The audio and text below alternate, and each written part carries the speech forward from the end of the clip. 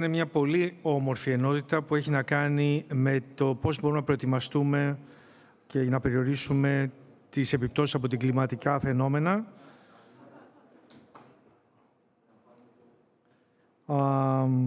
Μαζί μας είναι και ο κύριος Υπουργός, ο κύριος Vassilis Kikilias, ο κύριος Edmond Rhys Jones από την Boston Consulting Group, ο κύριος Charalampos Kontoes και Moderator, δηλαδή συντονίστρια, είναι η κυρία Lalela Chryssanthopoulou από την powergame.gr, είναι editor-in-chief.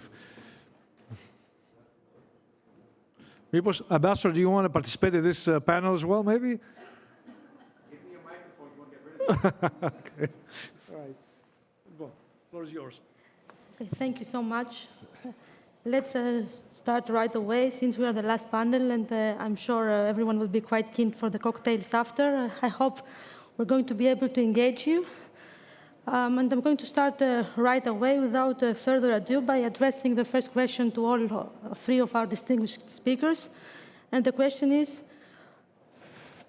what do you see as the most urgent climate adaptation challenge being facing Greece today? Which is a very relevant question, as we have a storm, as we speak, in progress in the country.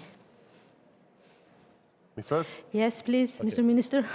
So, since it's more or less we round up with this panel, I'll try to be brief and to the point.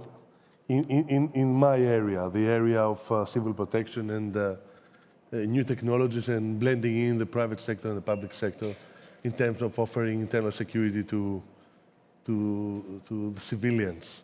And since it's an ongoing situation the last 3 days in Greece with a storm that is testing our islands and our mainland, and thank God, if you put it in retrospect with Valencia or Mallorca or the recent storms there with the floods and everything, and the ones in the Northern Balkans, and then ones in Central Europe, Boris, you see that we've coped pretty well with the distress signal 112 and trying to predict and inform in advance and organize plans of being at places at the right time and being able to help and facilitate people. So it seems like this first round of the bad weather, more or less, it's maybe a little better than was expected for this third day, but unfortunately, we're dealing with serious circumstances in terms of infrastructures in the island of Rhodos mainly, a little bit less in the island of Limnos and in Chalkidiki and Central Macedonia. So I think that it was high time after the dramatic incidents with the huge mega fires in Mati for this administration and the Prime Minister to understand that a total different framework in terms of internal security, civil protection, and the methods used should be installed in Greece. He was a general secretary, non-relevant, in a building downtown Athens, and unfortunately with no reach in terms of climate change or climate crisis, or for the dramatic ones, climate collapse. We can choose either one of the three. So he had a vision, the Prime Minister, and I think it is step by step being fulfilled, since now we've got a modern ministry with a war room called Eskevik, with state-of-the-art technology, hardware and software, in terms of being able to mitigate and help soften the results of crisis in Greece. We're using new technology. We're using, like I said, artificial intelligence. We're using AI. We're using the drones. We're obtaining sensors, infrared cameras with laser, satellite pictures. We got engaged in 112 in the most recent update. We're running a YIS, a 2.1 billion euro tender to obtain new Canadair aircrafts,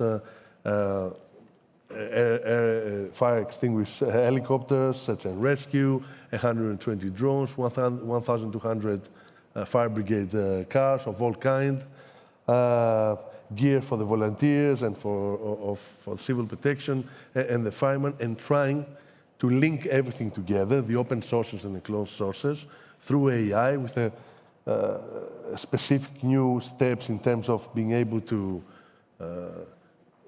predict accurately and they see in every aspect of crisis how and where people should be. Plus a new dogma for the mega fires and the floods and the big crises like snow or earthquakes, which involves all the bits and parts of internal security, like the Greek police, the fire brigade, civil protection, Coast Guard, and the army, and volunteers, all together in terms of being able to, work together and work closely and produce results. It's not easy. It's something. It's not attractive because you talk about crisis and you talk about, first of all, the value of human life and being able to protect people. It's not always easy. And then, of course, their houses and their fortunes, and then the forest and life in Greece in general and in Europe. It's a big goal that the Prime Minister has set, and we're taking a step at a time, and we've increased our pace, and I'm very, very optimistic. In the next 10 to 18 months, we'll have fulfilled 1.9 billion euro of tenders in terms of all this equipment. And I'm optimistic that in the next 15 to 21 months, we will have obtained more than 70 to 80% of the goods. Mm-hmm. That's a quite optimistic message from the Minister. Mr. Rhys Jones, could you have a bit the global perspective on the challenges? Well, I mean, firstly, can I just express my sympathies for everyone that's suffered from the recent storms and the floods, and wish you the best and your team the best with dealing with the aftermath and preparing for the next one. I think, and perhaps reflecting on the ambassador's comments about how the strength of the economy underpins our ability to address these challenges, I think one thing every country needs to bear in mind when they're thinking about the impacts of climate change is that it's not just about the floods and the droughts and the wildfires. Those are hugely important, and human life is hugely important. But there is a huge economic impact that climate change is having on us every year, and it will get larger and larger. And we've been doing some work at BCG on this, and we've estimated about 16 to 22% of cumulative economic output is at stake between now and 2100. I mean, that's a huge amount of equipment, that's a huge amount of hospitals, it's a huge amount of defense that you're foregoing if you don't address the challenge. So I guess my reflection is to absolutely invest in that emergency preparedness, but also to invest in the adaptation that you need to reduce your vulnerability to climate hazards, and also to keep an eye on some of these invisible damages that you suffer, the loss in productivity, construction workers, agricultural productivity, these kinds of losses which undermine your ability to respond to the emergencies as well. Super. And Mr. Kontoes, could we hear a bit the point of view of the academia and science? Okay. First of all, I mean, I could not agree more than what just said by Mr. Rhys about the effective preparedness. And of course, the minister spoke about all this equipment and all these big tenders of 1 to 2 billion euros, I mean, for the equipment, because equipment is, of course, very important. But for me, the main challenge is to be able to have an effective preparedness system. I mean, a system that it's possible to inform citizen, economic actors, and all the intervening actors, actually, that are in the process of mitigating or taking actions to adapt to the climate change, and this is a very complex system. The minister knows that, I mean, there are so many different organizations and entities that they are involved in this decision-making process. And the decision-making process is actually something that is taking time, and we want to be, and we should be, have, a decision-making system, flexible, working in a timely and urgent context, and especially being based on scientifically sound risk assessment studies. And of course, risk assessment is very important, not only for citizens and their lives, which of course, is the primary thing that we have to consider about, but also the economic factors and the businesses that are, prone to risk and that they are losing a lot of profit because of the climate change. So I think the main challenge is to have a decision-making process system that it is capable to provide an effective preparedness and also giving the priorities for the government, for the state and the local authorities, not only to inform people, not only to say to people how to behave, but at the same time to be able to take measures and build new infrastructure, relocate infrastructure, or making the infrastructure more strengthened and withstanding to the new challenge of climate change. I think this is for not only for Greece, but for any part of this world, because climate change is a global problem. How to be able to address this challenge, of course, is a very complicated thing, but it's something that we have to do it. Mr. Kontoes, from your position, you are collecting and assessing all the data that are relevant to the climate risks. So what does that data tell us about the most significant climate risks for Greece over the next few years, looking ahead? Okay. Yes, thank you for the question. When we speak about Greece, we should not forget that Greece is part of the world that it is, rapidly changing. It's also part of the title of this summit. And consider that in the last century we have a temperature increase all over the world of 1.1 degrees Celsius. But if we see the decades to come, and until the end of this century, especially for Greece, our model says that we're going to have a mean temperature increased by 2.5 degrees Celsius. If we consider the so-called stabilization climate change scenario, therefore the scenario that we take measures. But if we do not take measures, then it's expected to be much, much higher. At the same time, we are going to have a big decrease of rains. We are going to have a large increase of heat waves phenomena. So, if you ask me, the future is not only problematic, it's going to be dramatic. It's going to be catastrophic. So we have to take measures immediately. So this is what the data say. But even in the impossible scenario that we consider that miraculously tomorrow we stop emit greenhouse gases in the atmosphere, so we start not yet polluting the atmosphere like we do today, we continue having this type of disastrous phenomena, of the same intense disastrous phenomena, because there is a lot of energy which is trapped into the atmosphere. So we'll continue having these big lasting fires, burning thousands of hectares of land, or dramatic flooding or flash flooding events like the one we had in Mandra, or the Daniel event, or some, like the last weekend flood events in roads in other places in Greece that we cannot really be able to really manage and to really take take out of this very difficult situation. So this is what the numbers say. This is what the models say, that we have to have a very close look into all these outcomes of research outcomes. It's not only research, it's research which is validated and needs to be carefully considered by all actors that are in this decision-making process for adaptation to climate change.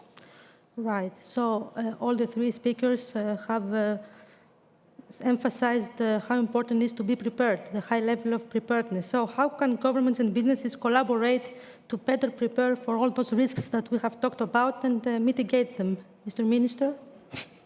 Well, first of all, there's a need for mutual trust. That doesn't seem to be the case nowadays.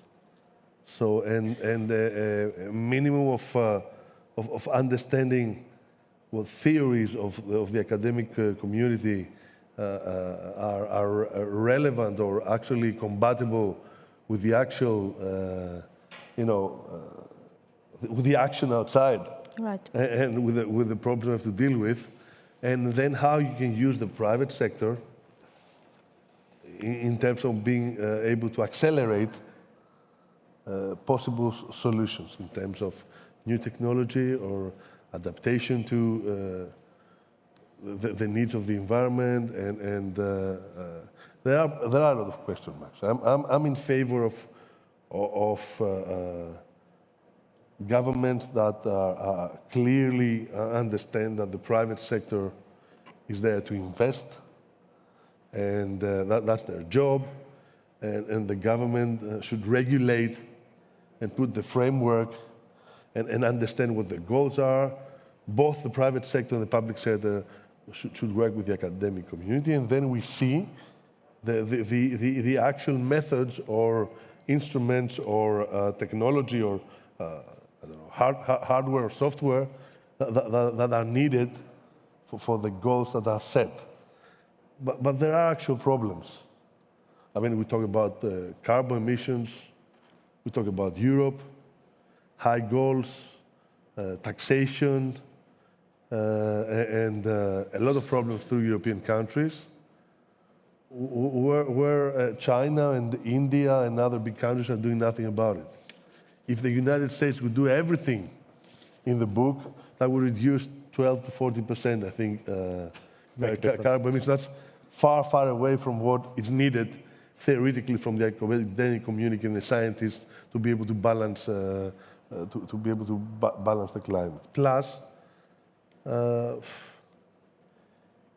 problems are evolving, and they do not just involve in countries that do not have close cooperation from the private sector to the public sector. For example, it's haunting everybody that the administration in the US, after the last huge storm that was coming from the Gulf of Mexico through Florida, etc., had to actually go out and say, you either evacuate and leave, or you die. This is unbelievable. You talk about the hugest power globally, but you have to admit that the forces of nature are stronger than us, and then try to put bits and parts in the equation and see actually how we can work together and create stuff. So theoretically and practically, Mediterranean Sea is rising 1.5 degrees up. This is a scientific approach. Yes, it's probably right. But then again, actually, what can you do? What can you actually do? How much time do you have to inform people? You see small events, radical, I'm talking about climatological events, radical in seconds, huge if you count them, let's say 300, 400 millimeters per square meter. Daniel was 800 millimeters per square meter. Valencia was 180 to 390, and it created all these problems only in 3 hours or 4 hours. Why? Because there was no 112, and everybody was out coming back from work in their cars, and it was a devastating situation. But technology was there, and the private sector was there, because what they did, and they concluded that 3 years ago, they took the river out of the city, and they created a new roadmap for the river outside the city, and the banks of the river had 100 meters of length, one to the other. Yep. And that wasn't even enough. That was a huge investment, PPE, private-public sector together, and it wasn't enough.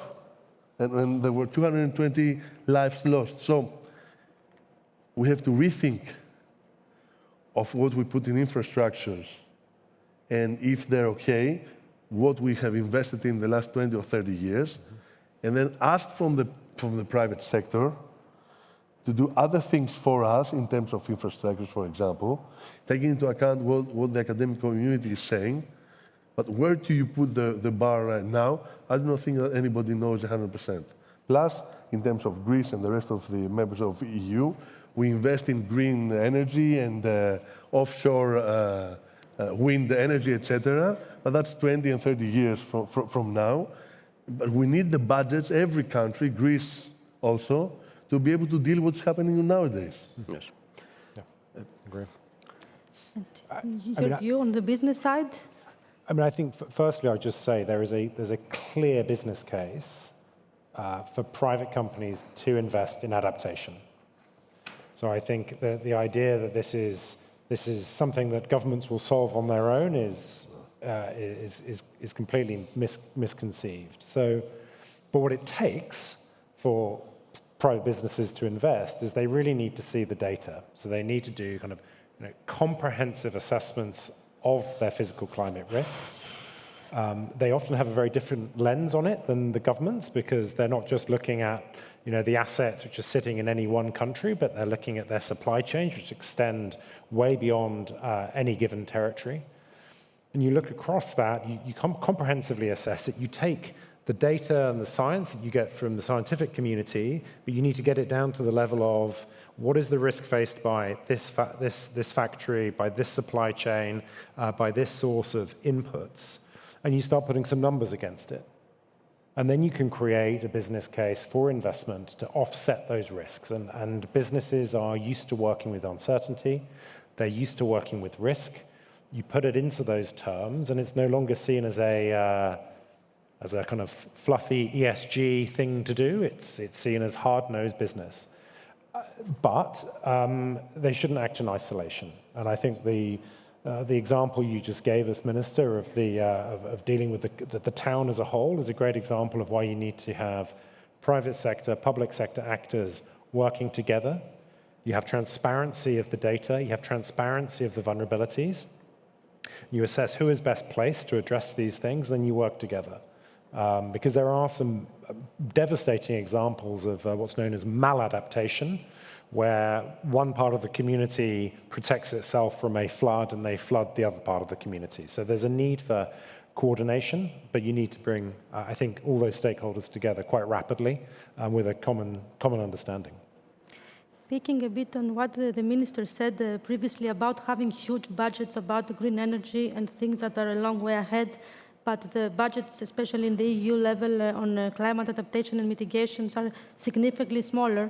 And it's not something that we talk about unless there is a big tragedy, and then we talk about it ex post and not ex ante.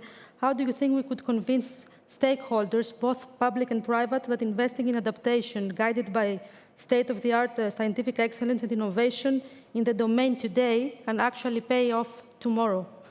And that is a question for all of you.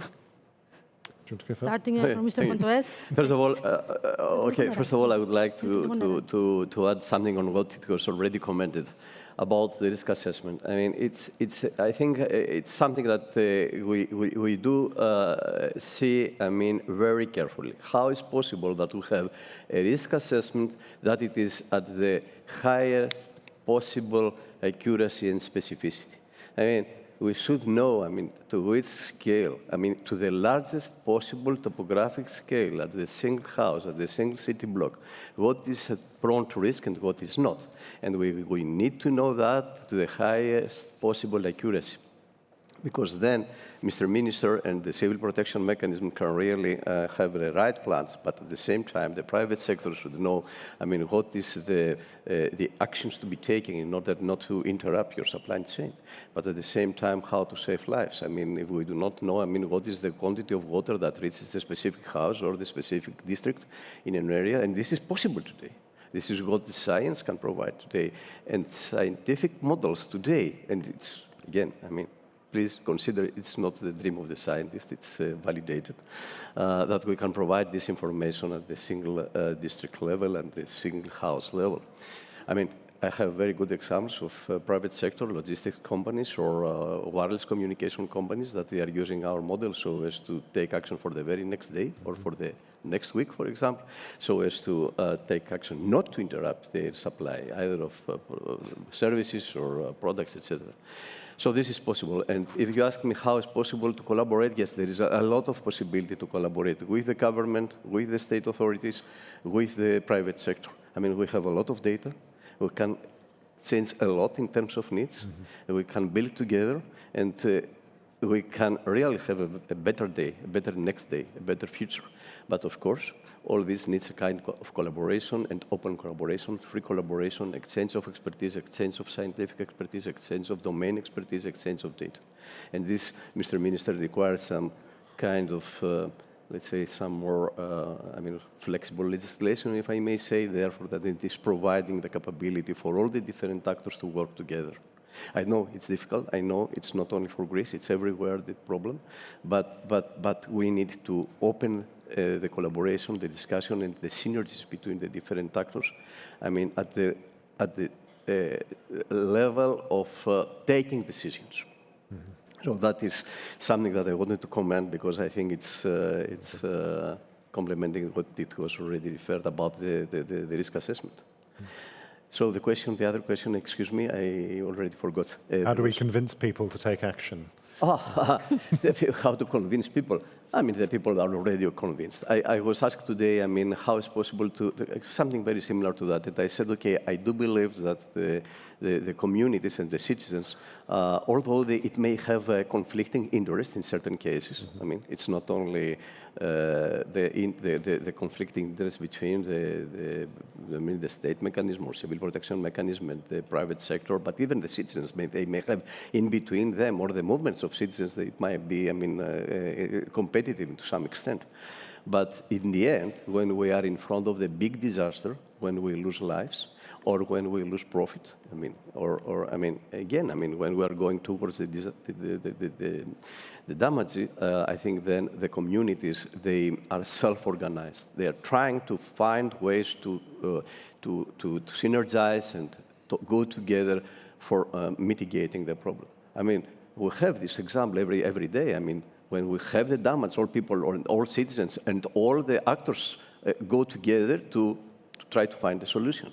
We could do it, in advance. And now, because we have these bad examples already, we know what was worked successfully and was not worked successfully in the past. We can really, all this by its own, it's convincing for the communities to organize together. And last but not least, we know and we can consult what is going to happen.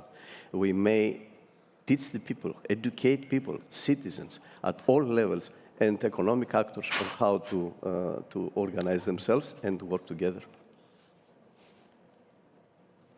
I think I've talked a little bit about the need to just kind of put some numbers on things. You need to quantify the damages. You need to quantify what it takes to reduce your vulnerability, and then you start getting a return on investment number. And some of those returns on investment are actually quite short term. If you're doing investing in heat-resistant crops, for instance, or you're investing in irrigation, and these are cases that we've done, the return on investment can be within a year because they have productivity benefits straight out of the gate. You're not waiting for the disaster to happen before you're reaping a reward. I think maybe just one other kind of minor point here around the way that we talk about these disasters. I think we still have a habit of talking about them as kind of freak events, 1 in 100-year storms, and these things are not 1 in 100-year storms anymore. Storm Helene, that hit the Carolinas in the southern United States, before the Industrial Revolution, it would have been once every 135 years. Now it's once every 53 years, and it is 10% wetter, and it is 11% windier.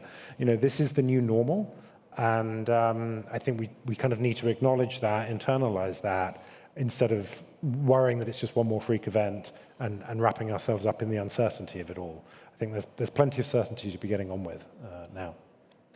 Mr. Kikilias, do you see the European Union being more proactive now that the next one that started working today, is it going to be higher on the agenda than in the previous years, in your opinion? Well, I got a positive example and a negative example. I was Minister of Health during the first 2 waves of the pandemic. Seems that trouble is spinning around me last years, and it was a pessimistic big picture to see the European Union and the United States not being able to produce means of personal protection. Yep. And the whole Western world to be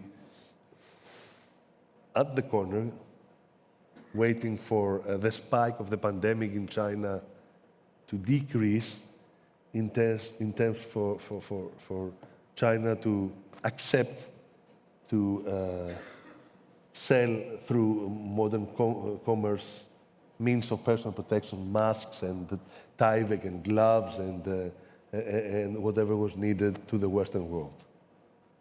And no cooperation, no collaboration in terms of the first steps of the pandemic. Some countries had respirators, others didn't. Yep. Some countries had ICU beds, others didn't. Some had medicine, others didn't.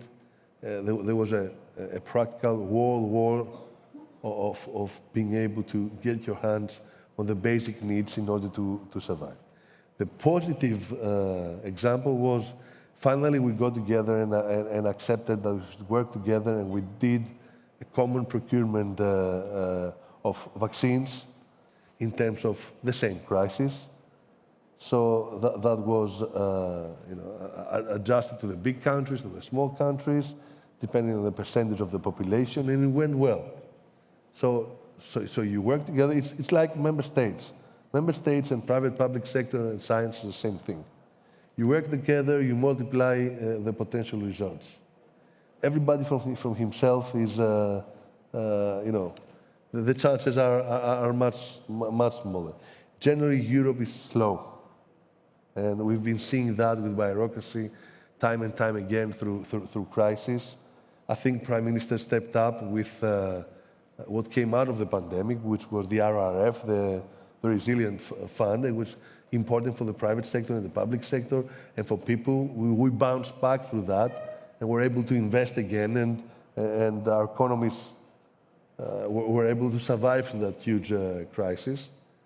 But now this is even bigger. This is the crisis of the century. This is the biggest thing we'll have to deal with for many, many decades, and it acquires much more. So I'm for working together. I'm optimistic generally. I see the glass half full and not half empty, but you got to push forward, and people have to understand in Brussels that there's a constant need nowadays of important investments in terms of being able to pass through. For example, there's no way that a national budget can keep on going, paying 1 or 2 or 3 times per year catastrophes like Daniel of 2 billion or 3 billion or 5 billion a year. This cannot happen. It's not viable. So working together creates, of course, a much better tandem and opportunities, and increases the possibilities of having better effects. And education also, and I'm finishing up with this, is a key aspect of the equation. New generations of civilians, we should be able to try to help them and educate them and make them understand that this is the new reality that we're facing. You're so right. So let's try and adjust. Let's try and find ways. Let's make it part of our everyday life, and let's use the new generations to be able to boost it in a much better way. How you deal with it? Let's hope that all this is going to happen. And one last question to wrap down this very insightful discussion, starting from the last speaker. So, if you could recommend one key action that Greece should prioritize over the next 5 years, what should that be, in your opinion? Okay. First of all, I mean, I would insist in setting the right collaboration between all the different actors. I mean, a decision-making process that brings into the same table, around the same table, all the organizations that have responsibility into the decision-making. It's a very complex system. It's not only the responsible institutions at the state level, but it's also the civilian and the societal and economic actors that need to take place in this effective preparedness, like we said before. So I think we should reconfigure, if I could use this term, I mean, about how we are taking decisions and how fast we are taking decisions. And how fast, I mean, the authorities, the state authorities, and the private sector could start investing towards, I mean, the very next day becoming more resilient to the climate change. That is on one side, and on the other hand, I do consider that there is need to, like I said before, to have a closer eye to what the science is and deliver today, because we have very validated outcomes that are, I mean, to be considered thoroughly into the decision-making process. And I have to tell you, I mean, we are collecting on a daily basis very big data. I mean, the whole planet is covered by satellites today. I mean, we are receiving big observations from space, from in situ networks. We have artificial intelligence technology. We may have prediction models very, very much accurate. I mean, we can say for the next day what's going to happen at a very large demographical scale. So let's consider that, and let's make our tactical plans to be adapting to this technology and to this science. I think these are something that we should not delay anymore to put into our daily practices. Mr. Rhys Jones? It's a very quick, one specific idea, I think, is to look at what is the fiscal impact of climate change on Greece in the medium term. And I think they did this in the UK fairly recently, and they looked at, it was one of the three key factors that was driving a fiscal black hole in the UK, and that really has begun to motivate, I think, policymakers and private sector to address those longer-term challenges, as well as the crises that you see along the way. So I think maybe that, to slightly expand the lens on adaptation, is probably the thing I would recommend. And Minister Kikilias, to wrap with you, one key action for the next 5 years? Okay, it's more than obvious that this administration is reliant on data, evidence, policies.